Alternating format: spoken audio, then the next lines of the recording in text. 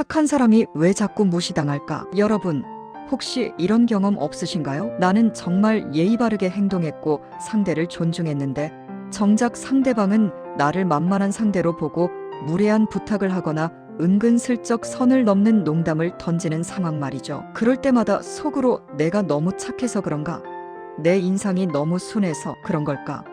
라며 스스로를 탓하며 밤잠을 설치기도 합니다. 하지만 이건 여러분의 성격 문제가 아닙니다. 심리학적으로 인간은 상대방의 아주 사소한 신호들을 통해 그 사람을 함부로 대해도 될지 말지를 단 0.1초 만에 판단합니다. 이걸 심리학에서는 사회적 위계 인지라고 부릅니다. 즉, 나도 모르게 내뱉는 아주 작은 말투와 태도가 상대에게 나를 마음대로 해도 좋다는 잘못된 신호를 보내고 있을 확률이 높다는 것이죠. 배려가 권리인 줄 아는 무례한 사람들에게 더 이상 휘둘리지 마세요. 오늘은 당신의 자존감을 지키고 어디서든 함부로 할 수 없는 단단한 아우라를 만드는 기선제압의 심리학을 10분 동안 아주 깊이 있게 파헤쳐 보겠습니다. 오늘 영상을 끝까지 보신다면 내일부터 여러분을 대하는 사람들의 공기 자체가 달라지는 것을 경험하시게 될 겁니다. 기술 1. 확신의 언어 마이너스 문장의 끝을 단호하게 맺으세요. 첫 번째 기술은 말 끝에 마침표를 확실히 찍는 것입니다. 만만해 보이는 사람들의 대화를 관찰해 보면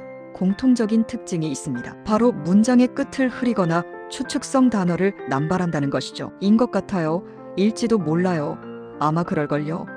그 같은 표현들입니다. 심리학에서는 이를 해징해징이라고 부릅니다. 말 그대로 울타리를 친다는 뜻인데요. 자신의 발언에 대한 책임을 피하고 상대의 반응을 살피려는 방어 기제입니다. 하지만 비즈니스나 중요한 갈등 상황에서 이런 말투는 치명적인 약점이 됩니다. 상대방은 무의식적으로 이 사람은 자기 확신이 없구나라고 판단하고 대화의 주도권을 순식간에 가져가려 합니다. 구체적인 상황을 한번 비교해 볼까요? 나쁜 예죠. 이 프로젝트 방향이 조금 위험할 수도 있을 것 같다는 생각이 드는데요. 제 생각엔 수정하는 게 나을지도 몰라요. 자신감 제로. 좋은 예, 이 프로젝트 방향은 리스크가 큽니다. 따라서 지금 즉시 수정안을 검토해야 한다고 판단합니다. 단호함. 단순히 어미만 바꿨을 뿐인데 느껴지는 무게감이 완전히 다르죠. 텍사스 대학교의 심리학 연구에 따르면 똑같은 정보라도 단정적인 말투를 사용할 때 상대방의 신뢰도가 무려 40% 이상 상승한다고 합니다. 이제부터는 입니다. 하겠습니다라고 마침표를 찍으세요. 단호한 마침표 하나가 여러분의 말에 거부할 수 없는 권위를 더해줍니다. 기술 2. 침묵의 3초 법칙 마이너스 정적이 주는 압도적인 힘. 장면 상대방과 눈을 맞추며 가만히 응시하는 모습. 두 번째 기술은 침묵을 다스리는 법입니다. 많은 분이 대화 도중 정적이 흐르는 것을 유독 견디지 못합니다. 그래서 상대가 무례한 질문을 하거나 무리한 부탁을 하면 당황해서 서둘러 말을 내뱉죠. 어색하게 웃거나 구구절절 변명을 늘어놓는 식인데 이건 사실 내 약점을 노출하는 꼴입니다. 진정한 고수들은 침묵을 무기로 씁니다. 만약 누군가 선을 넘는 질문을 던졌다면 당황해서 말을 덧붙이지 말고 딱 3초만 가만히 상대의 눈을 응시해 보세요. 아무 말도 하지 말고요. 이 3초의 정적은 공기를 아주 무겁게 만듭니다. 무례했던 상대방은 그 짧은 시간 동안 엄청난 압박감을 느끼고 본능적으로 내가 실례했나? 라며 스스로를 돌아보게 됩니다. 심리학에서는 이를 반응 억제라고 부르는데 바로 반응하지 않음으로써 나는 내 말에 휘둘리지 않고 이 대화의 템포는 내가 조절한다는 강력한 메시지를 주는 것입니다. 예를 들어볼까요? 무례한 상사가 자네는 왜 매번 이런 식이야? 라고 물었을 때 그게 말이죠. 제가 어제는 하고 서둘러 변명하지 마세요. 대신 3초간 눈을 똑바로 보고 나서 아주 차분하게 물으세요. 구체적으로 어떤 부분이 보완이 필요하다고 생각하시나요? 이렇게 말하는 순간 주도권은 당신에게 넘어옵니다. 침묵을 다스릴 줄 아는 사람들은 절대 가볍게 보지 못합니다. 기술 3. 사과를 감사로 바꾸는 프레임 전환. 장면 미안해하는 사람 vs 당당하게 감사하는 사람 대비. 세 번째는 습관적인 사과를 멈추는 것입니다. 배려심이 깊은 분들은 예의를 지키기 위해 대화를 시작할 때 죄송한데 미안하지만을 입에 달고 삽니다. 하지만 과도한 사과는 당신을 늘 실수하는 사람으로 낙인 찍습니다. 사과를 받는 쪽은 무의식 중에 자신이 우월한 지위에 있다고 착각하게 되죠. 이제 이 미안함의 프레임을 감사함으로 치환해 보세요. 상황 1. 약속에 늦었을 때 늦어서 죄송합니다. X- 기다려주셔서 감사합니다. 상황 2 부탁할 때 방해해서 죄송한데 이것 좀 봐주세요.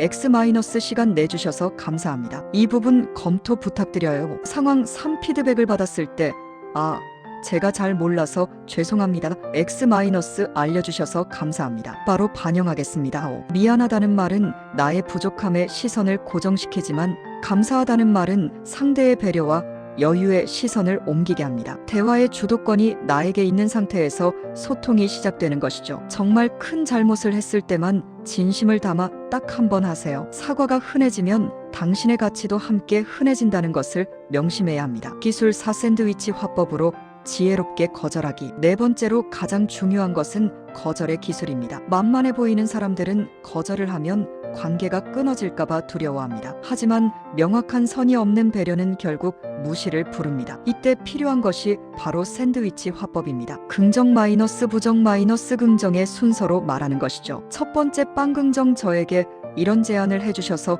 정말 감사합니다. 좋게 봐주셔서 기뻐요. 속재료 부정하지만 현재 제가 집중하고 있는 업무가 많아.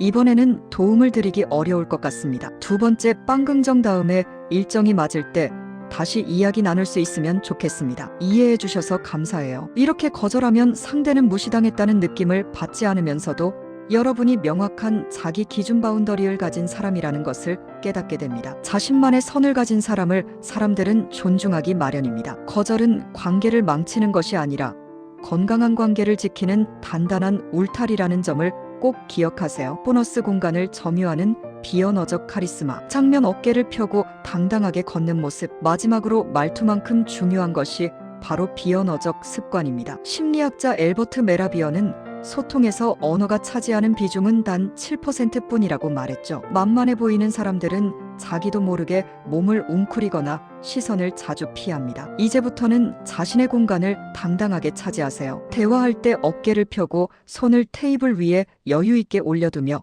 상대의 미간이나 눈을 똑바로 응시하는 연습을 하세요. 심리학에서는 이를 파워 포징이라고 하는데 이런 자세를 2분만 유지해도 자신감을 높여주는 호르몬이 올라간다는 연구 결과가 있습니다. 당당한 태도가 당당한 말투를 만들고 결국 당신을 대하는 사람들의 태도를 바꿉니다. 마무리. 당신의 자존감이 가장 강력한 무기입니다. 장면 거울 속 자신을 보며 미소 짓는 사람. 오늘 배운 기술들을 기억하세요. 말끝을 단호하게 맺고 침묵의 힘을 믿으며 사과를 감사로 바꾸고 지혜롭게 거절하며 당당한 자세를 유지하는 것입니다. 말투를 바꾼다는 것은 단순히 기술을 익히는 것이 아니라 나 자신을 존중하겠다는 선언과 같습니다. 내가 나를 귀하게 대접할 때 세상도 나를 함부로 하지 못합니다. 처음에는 어색하고 심장이 떨릴 수도 있습니다. 하지만 하루에 딱 한 번씩만 실천해 보세요. 당신이 스스로를 존중하기 시작할 때 세상도 당신을 다르게 대접하기 시작할 것입니다. 오늘 영상이